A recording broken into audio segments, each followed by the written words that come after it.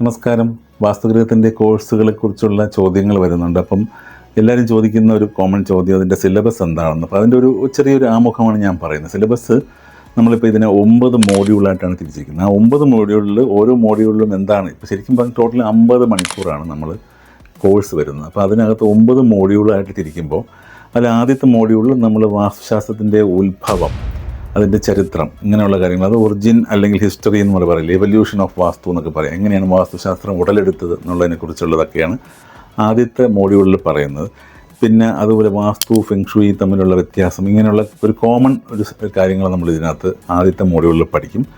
പിന്നെ നമ്മൾ scientific basis എന്താണെന്ന് പഠിക്കും, വാസ്തുവിൻ്റെ ശാസ്ത്രീയമായിട്ടുള്ള എന്താണ് അതിൻ്റെ അടിസ്ഥാനം എന്നുള്ളത്. പിന്നെ പഞ്ചഭൂതങ്ങളെക്കുറിച്ചും അതിൻ്റെ ഇമ്പോർട്ടൻസിനെ കുറിച്ചും നമ്മൾ പഠിക്കും. പിന്നെ അത് കഴിഞ്ഞ് വാസ്തുപുരുഷ മണ്ഡലം എന്താണ്, അത് മണ്ഡലം ഫോം ചെയ്യുന്നത് എങ്ങനെയാണ്, ഇങ്ങനെയുള്ള കാര്യങ്ങളെ പറ്റിയായിരിക്കും. ഇത്തരം കാര്യങ്ങളാണ് നമ്മൾ ഈ ഒന്നാമത്തെ മോഡ്യൂളിൽ കവർ ചെയ്യുന്നത്. രണ്ടാമത്തെ മോഡ്യൂളിലേക്ക് വരുമ്പോൾ നമ്മൾ 8 ഡയറക്ഷൻ പറഞ്ഞാൽ ഇതാണ് നമ്മൾ ഈ പറഞ്ഞ കിഴക്ക് പടിഞ്ഞാറ് തെക്ക് വടക്ക് കൂടാതെ തെക്ക് പടിഞ്ഞാറ് തെക്ക് കിഴക്ക് വടക്ക് പടിഞ്ഞാറ് വടക്ക് കിഴക്ക്, ഈ 8 ഡയറക്ഷൻസിൻ്റെയും അതിൻ്റെ പ്രാധാന്യത്തെക്കുറിച്ചും ഒക്കെ പഠിക്കും.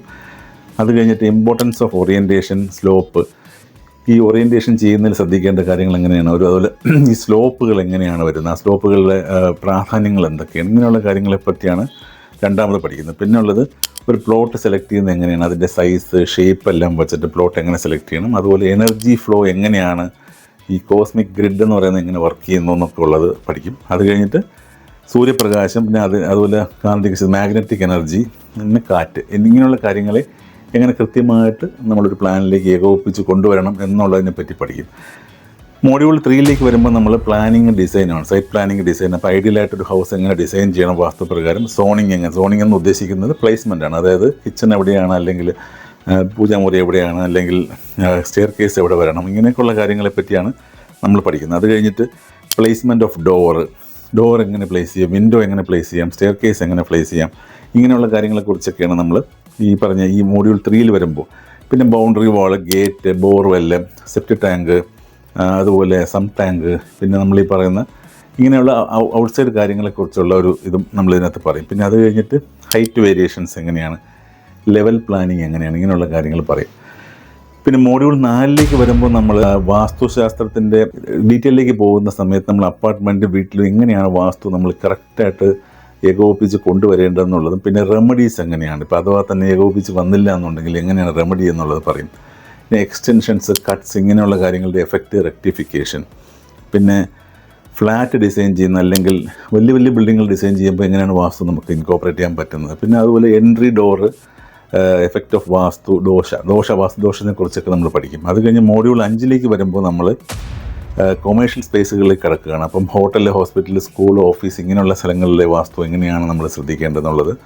പിന്നെ അതുപോലെ കടകളിൽ വരുമ്പോൾ ക്യാഷ് കൗണ്ടർ, റിസപ്ഷൻ, ഈ ഉടമസ്ഥൻ്റെ ക്യാബിൻ, ഇതെല്ലാം എങ്ങനെ കൊണ്ടുവരണം എന്നുള്ളതിനെ പറ്റിയുള്ളത് പഠിക്കും. പിന്നെ അത് കഴിഞ്ഞിട്ട് നമ്മൾ ഇൻഡസ്ട്രിയൽ വാസ്തുവിനെ കുറിച്ച്, മെഷീനറി ലേഔട്ട് എങ്ങനെയാണ്, സ്റ്റോറേജ്, സ്റ്റാഫ് ഏരിയ, ഇങ്ങനെയുള്ള കാര്യങ്ങൾ, ബ്രാൻഡിങ്, നമ്മളെങ്ങനെയാണ് സൈനേജ് വെക്കുന്നത്, എങ്ങനെയാണ് നമ്മൾ ബോർഡ് വെക്കേണ്ടത്, ഇങ്ങനെയൊക്കെയുള്ള കാര്യങ്ങളെക്കുറിച്ച് നമ്മൾ പഠിക്കും. പിന്നെ energy balancing strategy four business, അതായത് എങ്ങനെയാണ് എനർജി ബാലൻസ് ചെയ്യാൻ, ബിസിനസ് എങ്ങനെ വർദ്ധിപ്പിക്കാം.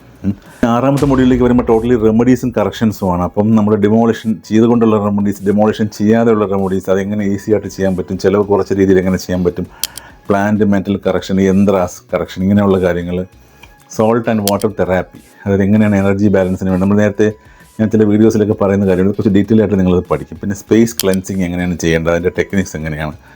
പിന്നെ അഡ്വാൻസ്ഡ് ആയിട്ടുള്ള കറക്ഷൻസും മോഡേൺ മെത്തേഡ്സും എല്ലാം പുതിയതായിട്ട് നമ്മൾ അവലംബിച്ചിരിക്കുന്ന രീതികളെല്ലാം നമ്മൾ ഇതിൽ പഠിക്കും. പിന്നെ മോഡ്യൂൾ 7ലേക്ക് വരുമ്പോൾ അസ്ട്രോ വാസ്തു ഇൻ്റഗ്രേഷൻ, അതായത് വാസ്തുശാസ്ത്രവും അസ്ട്രോളജിയും തമ്മിലുള്ള ഇൻ്റഗ്രേഷനെ കുറിച്ചാണ് നമ്മൾ 7ാമത്തെ മോഡ്യൂളിൽ അതെങ്ങനെയാണ് ലിങ്ക് ചെയ്തിരിക്കുന്നത്, അല്ലെങ്കിൽ ഒരു ബർത്ത് ചാർട്ടുമായിട്ട് എങ്ങനെ നമുക്കിതിനെ വീടിനെ നമുക്ക് അലൈൻ ചെയ്ത് കൊണ്ടുവരാം, ഇങ്ങനെയുള്ള കാര്യങ്ങളൊക്കെയാണ് നമ്മൾ 7ാമത്തെ മോഡ്യൂൾ.